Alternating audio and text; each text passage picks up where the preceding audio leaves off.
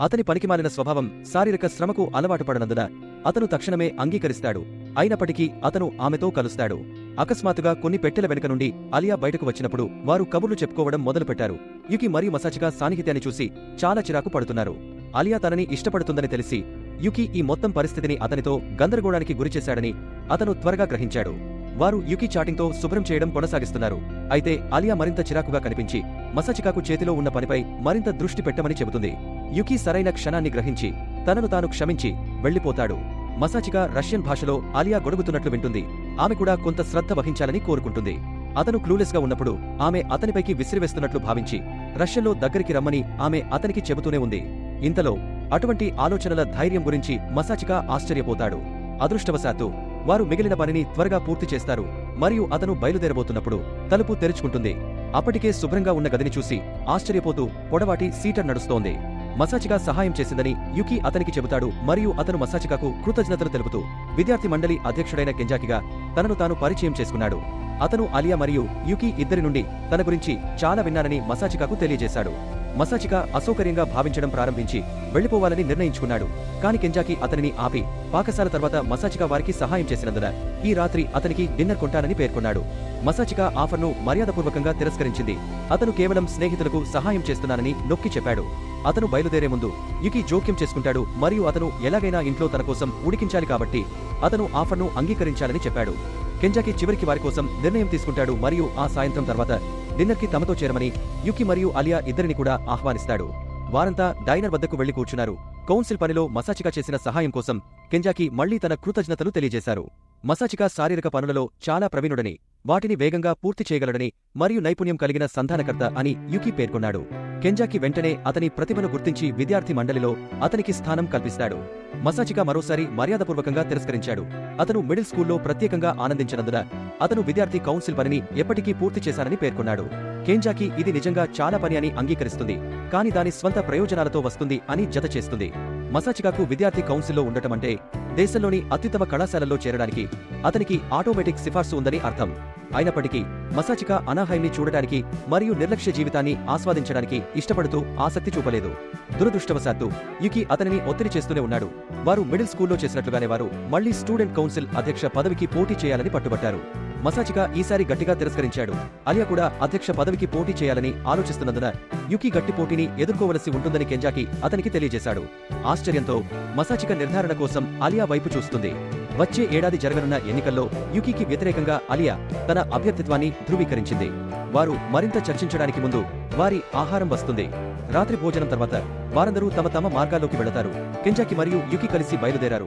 మసాచికాను అలియా ఇంటికి వెళ్లడానికి వదిలివేస్తారు. దారిలో మసాచికా ఆలియాను నిజంగా యుకికి వ్యతిరేకంగా పోటీ చేస్తున్నావా అని అడుగుతుంది. కానీ ఆమె దాని గురించి చర్చించడానికి ఇష్టపడలేదు మరియు మిగిలిన మార్గంలో ఒంటరిగా వెళతానని అతనికి చెప్పింది. మసాచికా వీడ్కోలు చెప్పి ఇంటికి బయలుదేరాడు.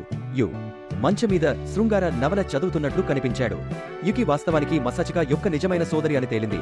అయితే ఆమె అలియాను అసూయపడేలా చేయడానికి మరియు అతనిని మరింత కోరుకోవడానికి అతని ప్రేమ ఆసక్తిగా నటిస్తుంది. తన సహాయం తనకు అవసరం లేదని చెప్పి నిద్రపోతాడు. మరుసటి రోజు ఉదయం అతనికి కోపం తెప్పించే సోదరి మరోసారి నిద్రలేచింది. ఈ ఇబ్బందికరమైన ఆకతాయి మసాచికాను మంచి అల్పాహారం కోసం ఒక మాల్కి తీసుకువెళతాడు. కానీ ఆమె తనతో సినిమా చూడాలని పట్టుబట్టింది. అతను నిరాకరించినప్పుడు వారు సమీపంలోని బట్టల దుకాణానికి వెళతారు. అక్కడ అతను యుకి ప్రవర్తనలో మార్పును గమనించాడు. ఉత్సుకతతో అతను దాని గురించి ఆమెను అడుగుతాడు మరియు ఆలియా వారిని అనుసరిస్తున్నట్లు గమనించి అతని సోదరిలా నటించడం మానేయాలని నిర్ణయించుకున్నట్లు ఆమె వివరించింది.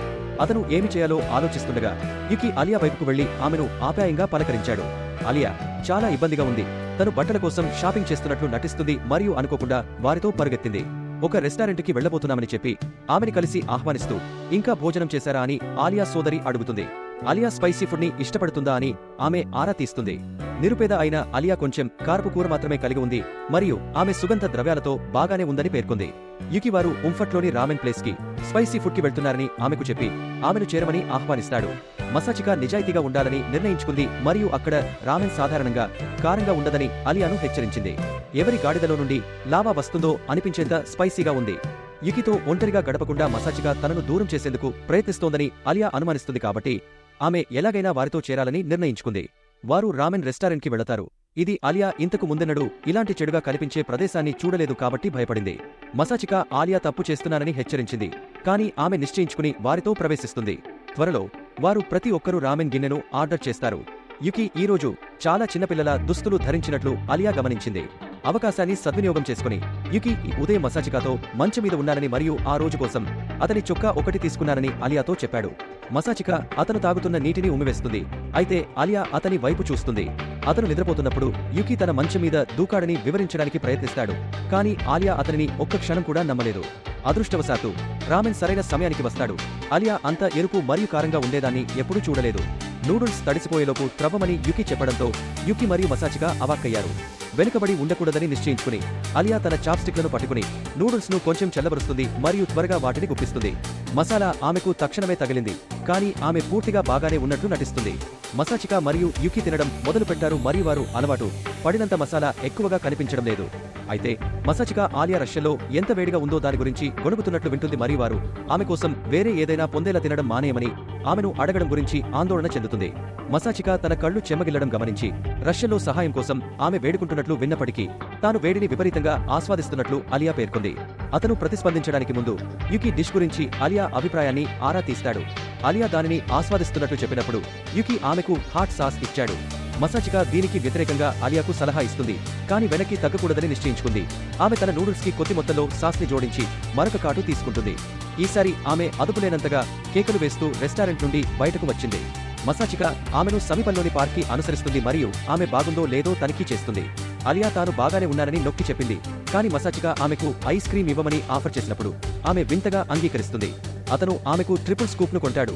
అది ఆమె మండుతున్న రామెన్ కంటే చాలా ఎక్కువ ఆనందిస్తుంది. ఆమె తింటున్నప్పుడు మసాచిక మండలి అధ్యక్షురాలిగా ఎందుకు కావాలని అడుగుతుంది. ఆమె మూడ్ ఎగురుతుంది మరియు తను ప్రయత్నించాలనుకుంటున్నట్లు ఆమె కరుకుగా సమాధానం చెప్పింది.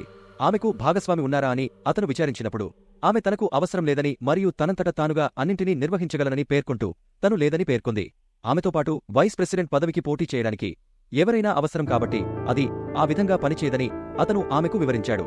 తాను ఒక యాదృచ్ఛిక వ్యక్తిని కనుగొని వారి పేరును రిజిస్టర్లో ఉంచుతానని, అది సరిపోతుందని ఆమె ప్రతిస్పందిస్తుంది. ఆమె శ్వాస కింద అతను తన భాగస్వామి కావాలని రష్యన్ భాషలో గొణుగుతుంది. తన ఐస్ క్రీం పూర్తి చేస్తూ బట్టలు కొనుక్కోవడానికి అతని సహాయం కావాలంటూ మసాచికాకు ఏమైనా ప్లాన్ ఉందా అని అడుగుతుంది. మసాచిక అంగీకరిస్తుంది. వారు స్నేహితులమని చెప్పుకుంటారు.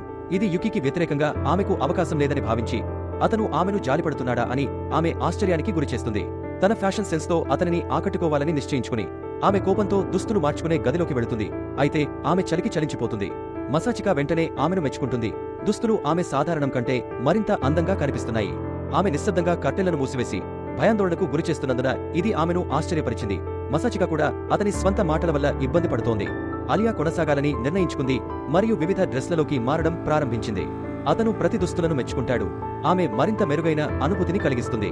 ఆమె చివరకు మరింత బహిర్గతం చేయడానికి ప్రయత్నించాలని నిర్ణయించుకుంది మరియు యుకి కూడా వచ్చాడని గుర్తించడానికి తెరలు తెరుస్తుంది. ఆమె తొందరగా వెనక్కి వెళ్లి కట్టెలు మూసేస్తుంది. ఇబ్బందిగా అనిపిస్తుంది మరియు రంధ్రంలోకి క్రాల్ చేయాలనుకుంటుంది. ఆ సాయంత్రం తర్వాత వారు తిరిగి రైలులో తిరిగి వెళతారు. కానీ ఆలియా మాట్లాడటానికి చాలా ఇబ్బంది పడుతోంది. యుకి మరియు మసాచిక స్టాప్ వచ్చినప్పుడు వారు ఆమెకు వీడ్కోలు పలికి రైలు నుండి దిగారు. మసాచిక తన గురించి పేలవంగా ఆలోచిస్తుందనే ఆందోళనతో అలియా చాలా తక్కువ దుస్తులు ధరించినందుకు తనను తాను తిట్టుకోవడం ప్రారంభించింది. అకస్మాత్తుగా వారిద్దరూ ఒకే స్టేషన్లో దిగిపోయారని ఆమె గ్రహించింది. వారిపై గోచర్యం చేయాలా వద్దా అని ఆమె నిర్ణయించుకుంటుంది. ఆ సాయంత్రం అలియా ఇంటికి తిరిగి వస్తుంది. కొంచెం నిరుత్సాహంగా ఉంది, కానీ ఆమె వెంటనే ఆమెను తన సోదరి కోగిలించుకుంది మరియు ఆమె రోజు ఎలా ఉందని అడుగుతుంది. అలియా తన గదిలోకి వెళ్లే ముందు బాగానే ఉందని